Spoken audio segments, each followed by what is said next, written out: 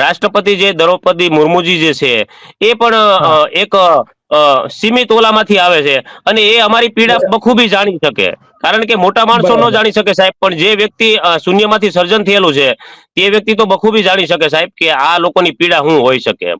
અચ્છા, એટલે તમારે ત્યાં જે પવનચક્કીના પાંખિયાઓ જે મોટી સાઈઝના હોય છે, લગભગ 80-90 ફૂટ સુધી લાંબા હોય છે, એ અંદર લઈ જવા માટે રસ્તો હોવો જરૂરી છે. એ રસ્તો એની પાસે નતો, એટલે તમારું મકાન પણ તોડી નાખેલું. મકાન તો પાડી દીધું તમારું સાહેબ. હા તો તમારું મકાન કાયદેસર હતું? જી સાહેબ, ગામની અંદર અમે બાબર જ્ઞાતિમાંથી આવીએ છીએ, અને હા. સરપંચ દ્વારા પણ અમને જાણ કરેલી હતી, અને વખતો વખત જે અગાઉના ઠરાવો છે એના અનુસંધાને મફત તેમજ હરાજીમાં જે પ્લોટો ફાળવવામાં આવ્યા હતા, એમાંનો એક અમારા પાસે પણ ટુકડો હતો, અને એ અમારો વાડો હતો, અને ત્યાં જ અમે મકાન બનાવેલું હતું સાહેબ. અને એના વખતો વખતથી હું જે વેરા પાવતી છે, એના ચતુર્દિશાના દાખલાઓ છે, જે મેં અગાઉ પ્રધાનમંત્રી આવાસમાં ફોર્મ ભરવા માટેથી સાહેબ પ્રોસેસ કરી હતી, એટલે મારી પાસે તમામ કાગળો છે જે અચ્છા. વખતો વખતના છે સાહેબ.